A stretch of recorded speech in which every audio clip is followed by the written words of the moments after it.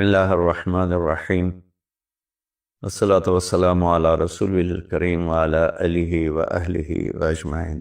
معزز سامعین، میرے محترم بھائی بہن، دوست، احباب، بچے بچیاں، تمام اہل ایمان کو میری طرف سے سلام ہو۔ ہمارا نیا سال تو ہجری کے اعتبار سے ہوتا ہے تو وہ محرم کو گیا ہے۔ ہر آنے والا سال ہماری زندگی کا بہت بڑا حصہ ہم سے چھین کے لے جاتا ہے اور ہم بے بس ہو کر اسے دیکھتے ہی رہ جاتے ہیں۔ دنیا کی ہر چیز پر ہم نے اپنے پہرے بٹھائے ہوئے ہیں، لیکن وقت اور زندگی جو سب سے قیمتی سرمایہ ہے، روزانہ ہم سے گردش دوران، سورج اور چاند کی گردش، دن اور رات کا ہیر اور پھیر، کہ ہماری زندگی ہم سے چراتا چلا جاتا ہے۔ اللہ کا غیبی نظام ہماری زندگی سے ٹائم کو، وقت کو گھٹاتا چلا جاتا ہے، یہاں تک کہ ہر آنے والی وہ موت کو گلے لگا کر اللہ کے پاس پہنچ جاتا ہے۔ تو نئے سال کے حوالے سے دو باتیں کرنی تھی۔ واقعہ کربلا کے حوالے سے تو میرے کلپ کافی چل رہے ہیں، ایک حدیث پہلے سناؤں گا، اس کے بعد دو حدیثیں اور بس۔ میرے نبی نے ارشاد فرمایا کہ علموا اولادکم القرآن ومحبتی ومحبت اہل بیت، او کما قال۔ میرے نبی نے فرمایا کہ اپنی اولاد کو تین چیزیں سکھاؤ۔ ایک قرآن سکھاؤ کہ قرآن زندگی گزارنے کا طریقہ بتاتا ہے۔ میڈیکل سائنس ہو یا انجینئرنگ سائنس ہو یا کائنات کا کوئی بھی علم ہو، وہ انسان بننا نہیں سکھاتا۔ اناٹومی پڑھ کے ڈاکٹر بن جائے گا، انسان بننے کے لیے قرآن پڑھنا پڑے گا، سیکھنا پڑے گا۔ تاجر، سیاستدان، زمیندار، بادشاہ، بیگم، ملکہ، رانی، فقیر، امیرن امیر، سب اس چیز کے محتاج ہیں کہ زندگی کیسے گزارنی ہے، اچھی زندگی جس پر اللہ بھی راضی ہو اور ہم بھی سکون سے رہیں، وہ قرآن ہے۔ کہ قرآن ان ھذا القرآن یہدی للتی ہی اقوم، یہ دعویٰ صرف قرآن کا ہے۔ میرا اللہ فرماتا ہے کہ صرف قرآن ہی ہے جو تمہیں صحیح زندگی گزارنے کا طریقہ بتاتا ہے۔ ہمارے گھروں کی زندگی انتشار کا شکار ہے، شادی ہوتے ہی طلاقیں ہو رہی ہیں، طلاقوں کی ریشو بڑھ رہی ہے کہ والدین اپنے بچیوں پر صرف پڑھائی، اور ہمارے پاکستان میں پڑھائی تو ہے نہیں، صرف کاروبار ہے۔ تو بچیوں کو پتہ ہی نہیں ہوتا جب شادی ہوتی ہے کہ زندگی کیسے گزارنی ہے۔ ایسے والدین کو بھی نہیں پتہ ہوتا کہ ہم نے اپنی اولاد کو کس بنیاد پہ کھڑا کرنا ہے۔ تو قرآن وہ زندگی بتاتا ہے جس پر چل کر ہر بڑا چھوٹا، بڑی چھوٹی خوشگوار زندگی گزار سکتے ہیں۔ تو آپ نے فرمایا کہ اپنی اولاد کو قرآن سکھاؤ۔ دوسرا فرمایا وہ محبت، اور میری محبت سکھاؤ، کہ آپ نے فرمایا لن یؤمن احدکم حتی اکون احب الیہ من الناس وولدہ ووالدہ اجمعین۔ آپ نے فرمایا کہ اگر تم چاہتے ہو کہ تمہارا ایمان مکمل ہو تو میری محبت اپنی ذات سے، اپنے والدین سے، اپنی اولاد سے اور پوری دنیا کے انسانوں سے مجھے سب سے زیادہ پیار دو گے تو تمہارا ایمان مکمل ہوگا۔ تو اللہ کے نبی کی محبت کے بغیر ایمان کامل ہو نہیں سکتا۔ اب محبت کا کیا پیمانہ ہے، کیا معیار ہے؟ ایک ہم نے بنائے ہوئے ہیں، مختلف معیار بنائے ہوئے ہیں عشق رسول کے، محبت رسول کے، لیکن میں وہ معیار بتاؤں گا جو نہ میرا بتایا ہوا نہ کسی اور کا، وہ میرے نبی کا بتایا ہوا ہے کہ اللہ کے رسول سے پیار کرنے والے ہوتے کون ہیں۔ تو آپ وضو فرما رہے تھے، صحابہ آپ کے وضو کا پانی نیچے سے یوں بک بھر بھر کے کوئی پی رہے، کوئی منہ تے لا رہے، کوئی ہتھاں تے، کوئی سینے تے۔ تو آپ نے پوچھا ما یحملکم علی ھذا، بھئی یہ کیا کر رہے ہو، کیوں کر رہے ہو؟ کا حبا للہ ولرسولہ۔ تو صحابہ نے عرض کی یا رسول اللہ آپ اور آپ کے رب کی محبت میں کر رہے ہیں۔ سبحان اللہ۔ تو ہم نے فرمایا کہ میں تمہیں بتاتا ہوں کہ مجھ سے محبت کرنے والا اور اللہ سے محبت کرنے والا کون ہے۔ ایڈا سستا سودا نہیں ہے کہ صرف میرے وضو دا پانی تسی پی لو تے تسی میرے عاشق بن جاؤ، کہ وہ میں تمہیں بتاتا ہوں کہ اللہ اس کے رسول سے محبت کا پیمانہ کیا ہے۔ وہ پیمانہ ہے کہ اگر تم اس پر پورے اتر گئے تو دو طرفہ کام ہو جائے گا، تم اللہ رسول سے پیار کرو گے، اللہ رسول تم سے پیار کریں گے۔ تو میں فرمایا فَلْيَصْدُقِ الْحَدِيثَ إِذَا حَدَّثَ، جو مجھ سے اور میرے رب سے پیار کرتا ہے اس کی پہلی نشانی ہے کہ وہ ہمیشہ سچ بولتا ہے، کبھی جھوٹ نہیں بولتا۔ اس پیمانے پہ پاکستان کے 22 کروڑ انسانوں کو تولو تو چند ہزار ہی نکلیں گے، ورنہ میرے ملک پہ جھوٹ کی لعنت چھائی ہوئی۔ فَلْيُؤَدِّ الْأَمَانَةَ إِذَا تُؤْمِنَ، جو مجھ سے اور میرے اللہ سے پیار کرتا ہے وہ کبھی کسی کو دھوکہ نہیں دیتا، ہمیشہ دیانتداری سے کام کرتا ہے، دیانتداری سے ہر ڈیل کرتا ہے۔ اس پر تولیں تو پورے پاکستان کے بازار، تجارت، سیاست، زمیندارہ، لین دین دھوکہ ہی دھوکہ ہے، فراڈ ہی فراڈ ہے۔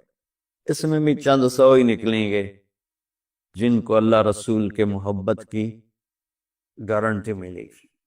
تیسرا فرمایا فَلْيُحْسِنْ جِوَارَ مَنْ جَاوَرَهُ، جو اللہ اس کے رسول سے پیار کرتا ہے وہ ہمیشہ پڑوسیوں کے ساتھ اچھا سلوک کرتا ہے، چاہے وہ مسلم ہوں نان مسلم ہوں، چاہے وہ اپنے ہوں غیر ہوں، اچھے لگتے ہوں برے لگتے ہوں، وہ ہمیں برا سمجھتے ہوں، لیکن اللہ اس کے رسول سے پیار کرنے والے کی تیسری نشانی یہ ہے کہ وہ اپنے پڑوسیوں کے ساتھ اچھا سلوک کرتا ہے۔ یک طرفہ وہ تا کر دے نہیں، ایسی کیوں کریے، انہوں سانوں کدی سلام نہیں کیتا اسی کیوں سلام کریے، وہ سانوں کدی پچھڑ نہیں آئے اسی کیوں پچھڑ جاویے۔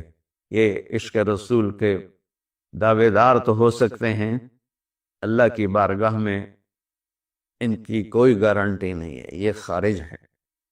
اور یہ بھی ہمارا سارا معاشرہ میں دیکھتا ہوں تو انتقامی معاشرہ ہے۔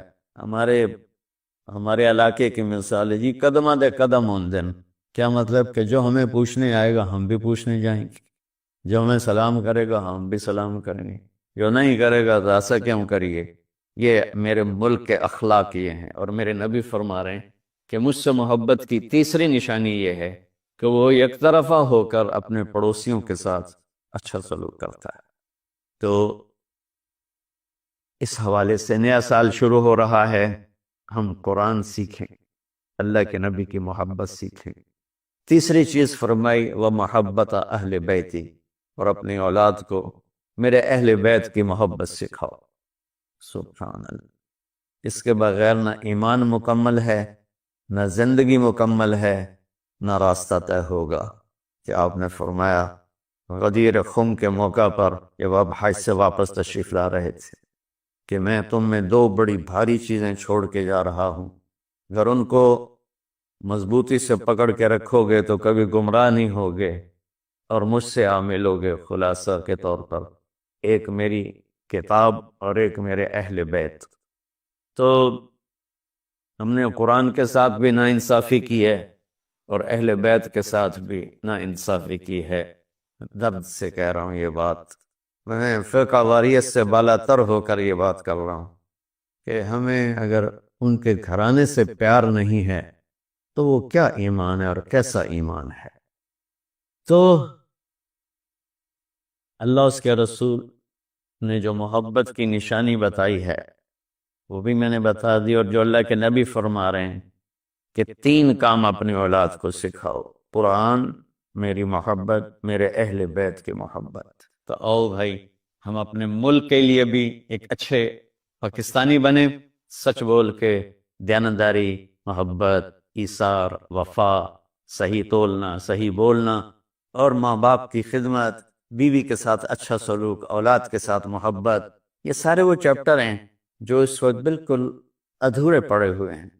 صرف نماز پڑھ لینا اور حج عمرے پہ زور لگا دینا بہت اچھی بات ہے، میں کسی نیکی کی قدر نہیں گھٹانا چاہتا، لیکن اور بھی دکھ ہیں زمانے میں محبت کے سوا، راحتیں اور بھی ہیں وصل کی راحت کے سوا۔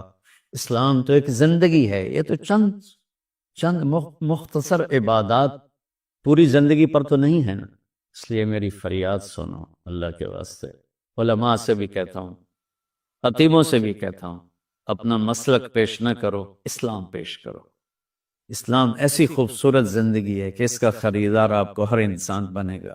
آپ سن لیں گے تو آپ کا احسان ہوگا، آپ کر لیں گے تو آپ کی الحمدللہ الذی خلقنا ولم نک شیئا وجعل لنا السمع والابصار والافئدہ لعلنا نشکر ولعلہم یشکرون۔ واشہد ان لا الہ الا اللہ وحدہ لا شریک لہ واشہد ان سیدنا ومولانا محمدا عبدہ ورسولہ، اما بعد فاعوذ باللہ من الشیطان الرجیم، بسم اللہ الرحمن الرحیم۔ فمن زحزح عن النار وادخل الجنة فقد فاز وما الحياة الدنيا إلا متاع الغرور۔ وقال النبي صلى الله تعالى عليه وسلم هذه الدنيا مرتحلة ذاهبة وهذه الآخرة مرتحلة قادمة ولكل واحدة منهما بنون فإن استطعتم ألا تكونوا من بني الدنيا فافعلوا فإنكم اليوم في دار العمل ولا حساب وأنتم غدا في دار الحساب ولا عمل او كما قال صلی اللہ تبارک و تعالی علیہ وسلم۔ میرے محترم عزیزو بھائی اور دوستو، اس وقت تو سوشل میڈیا پر بھرمار ہے، یہ پڑھ لو وہ پڑھ لو وہ کرنے۔ چند دن پہلے دیکھا مرغی کا یا کس چیز کا علاج ہے کہ گدھے کے کھر کاٹ کے گلے میں ڈالو۔ اللہ ان کو ہدایت دے، امت کو گمراہ کر دیا۔ اللہ نے ہمیں سورۃ فاتحہ دی ہے جو ہر بیماری کے لیے شفا ہے، اور آیات شفا ہیں قرآن میں، وہ پڑھیں۔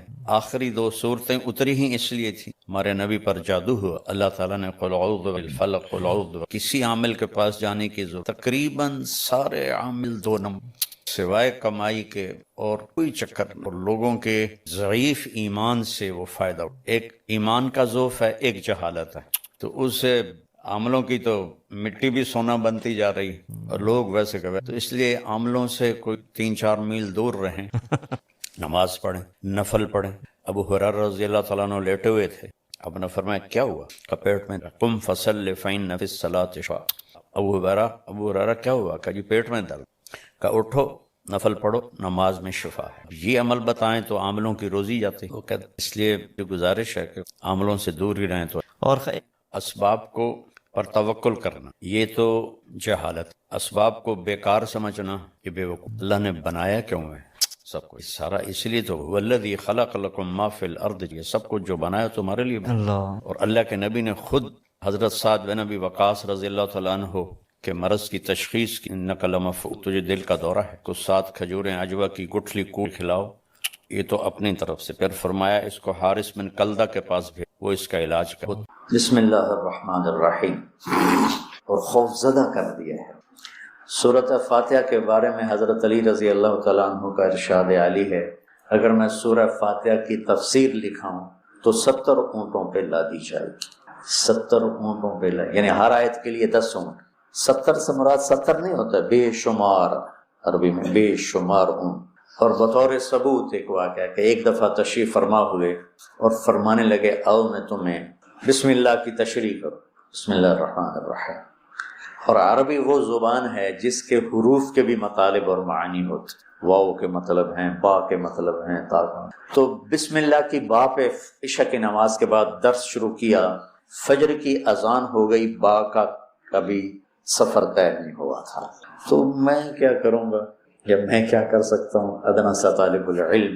لیکن اس میں ایک چیز تو میرے اللہ کا تعارف، اللہ ہمیں مہربان کر کے رب، اللہ یہ بھی تو کہہ سکتا تھا الحمدللہ جبار السماوات والارض، الحمدللہ قہار السماوات والارض، سب تعریفیں اللہ کی جو سارے جہان پر جبار ہے، قہار ہے، غالب ہے، بادشاہ ہے، رب۔ اسماء الحسنہ جو آئے ہوئے ہیں نا 99، 33 نام اس رب کے، اس لیے رب کا نام اسماء الحسنہ میں نہیں ہے، رب آپ دیکھیں نہیں، لیکن المنتقم کو چھوڑ کر باقی ہر میرے رب کی صفت میں رب کا مطلب پایا جا رہا، اس لیے اس کو اللہ نے اس میں، میرے نبی نے اس میں ذکر ہی نہیں کیا ہے کہ اتنا ہیوی ویٹ لفظ ہے، اس کو اللہ تعالیٰ نے اپنے تعارف کے لیے پسند کیا کہ مجھ سے ڈرو نہیں، میں تو تم سے پیار کرتا ہوں۔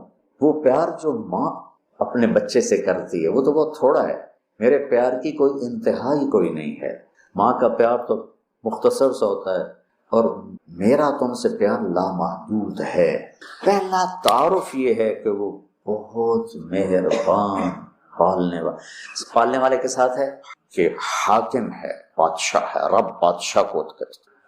انہو ربی احسن مثوایا، یوسف علیہ السلام انہوں نے عزیز مصر کو کہا انہو ربی، وہ میرا بادشاہ ہے، اور اس نے مجھے یہاں بہت اچھا رکھا ہے، میں خیانت نہیں کر سکتا۔ بادشاہ، مہربان، رحیم، پالنے والا۔ اور قرآن کو ختم کیا قل اعوذ برب الناس، رب سے شروع کر کے رب پہ جا کے ختم کیا۔ آخر میں پھر یقین دلایا کہ میں تم سے بہت پیار کرتا ہوں، جو کچھ کہوں گا تمہاری محبت میں کہوں گا۔ آپ گھروں میں نہیں دیکھتے ماں کہتی بیٹا ناشتہ کرو، چھوٹے بچے میں نے نہیں کرنا، وہ بٹھا کے اس کے منہ میں زبردستی ڈال رہی ہوتی، وہ کہتا ہے کیا مصیبت ہے میرے لیے، وہ اس کو کھلا رہی۔ تو میرا رب جب ماؤں سے زیادہ پیار کرنے والا ہے تو کہہ رہا میں اس میں جو کچھ کہوں گا نا وہ تمہاری محبت اور شفقت میں کہوں گا، اور جس چیز سے روکوں گا نا تمہاری محبت اور شفقت میں روکوں گا۔ جیسے بچے رو رو کے ہلکان ہو جاتے ہیں، کوئی میری ضد تھی، میری وہ پوری نہیں ہو رہی تھی، میں رو رو رو رو تو میری 5-6 سالوں میں برا حال ہو گیا، کوئی بھی نہیں میری سن۔ اخیر میں کیا، دیکھو تم نے مجھے کیا بات چلے، میں کہ ہوں میں رو رو کے تھک گیا ہوں تو میری گل منو۔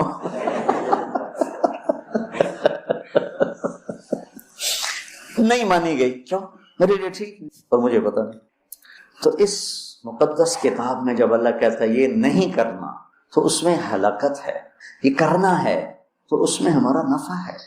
تو تعارف میں اللہ نے اپنے ربوبیت، اپنے رحم کو، اپنی مہربانی کو اس خوبصورت انداز میں ذکر کیا کہ دل کھنچتا ہے، اور اتنے حسین انداز میں پیش کیا اپنا تعارف۔ جیسے یہ کئی ساتھی کہتے ہیں جب آپ ہمیں کوئی واقعہ سناتے ہیں تو ہمیں لگتا ہے جیسے وہ ہمارے سامنے ہو رہا ہے۔ وہ میں نے ایک دفعہ یہاں چنگیز خان کی تاریخ بتائی تو مولانا عدنان صاحب کے آئے ہوئے تھے چچا زاد، تو وہ بڑے جولی سے ہیں۔ وہ بعد میں کہنے لگے جب مولانا صاحب چنگیز خان کو بیان کر رہے تھے تو میں ڈر گیا، مجھے لگا جی میں پیچھوں بیٹھا چنگیز خان۔ تو میرا رب بھی جب کوئی بیان کرتا ہے تو لگتا ہے سامنے آ گیا۔ تو اللہ نے اپنا اس خوبصورت انداز میں تعارف کرایا کہ لگا جیسے اللہ سامنے آ گیا ہے تو وہ کہتا ہے میں تیری ہی بندگی کرتا، جیسے وہ سامنے آ گیا۔ ایا ہو نہیں، ہم اس کی بندگی کرتے ہیں جس کی یہ تعریف ہے، ایا کا۔ تو اس طرح مجھے اپنا آپ پہچان کروایا ہے کہ مجھے لگتا ہے تو میرے سامنے ہے۔ کبھی اے حقیقت منتظر نظرا لباس مجاز کہ ہزاروں سجدے تڑپ رہے ہیں میری جبین نیاز۔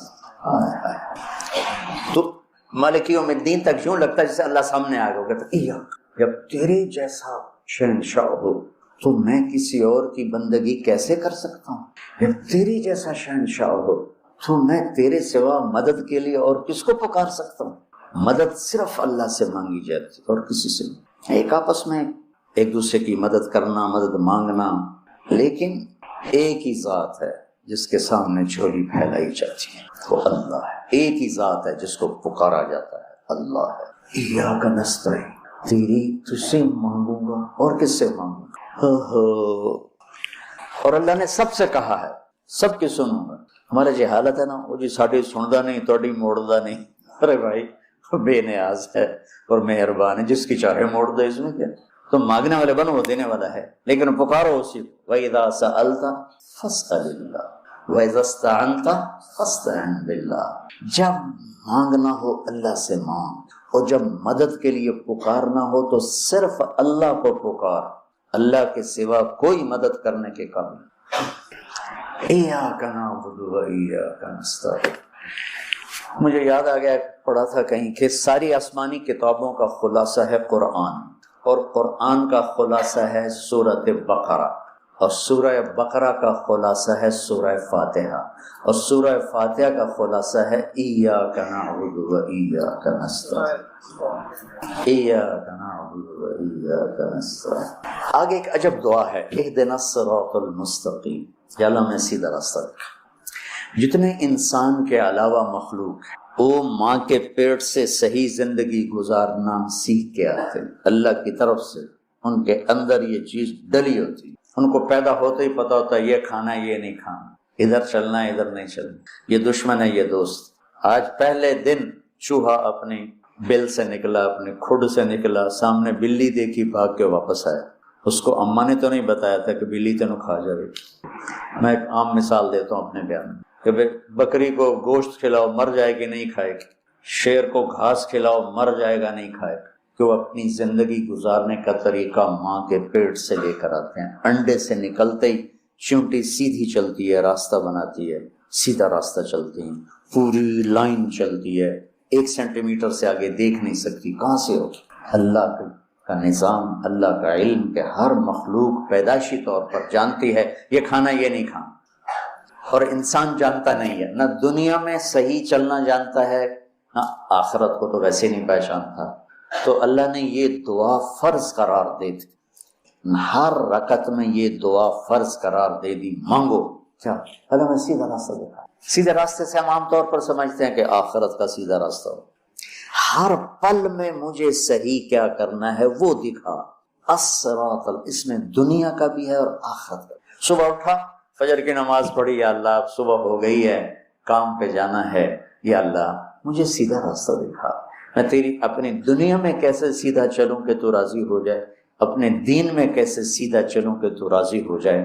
چلتے چلتے چلتے کچھ ہیرا پھیری ہو گئی، کچھ غلط ہو گیا، کچھ ٹھیک ہو گیا، ظہر کا وقت آ گیا، اللہ کہتا آ جا آ جا، اب پھر مانگ، اہدنا الصراط المستقیم، چلو کچھ گڑبڑ ہو گئی، مجھے پھر بتا کہ میں نے دنیا میں کیسے سیدھے چلنا ہے اور میں نے آخرت کے لیے کیسے سیدھی زندگی گزارنی ہے، مجھ سے نہیں گزاری جا رہی، میری مدد کر۔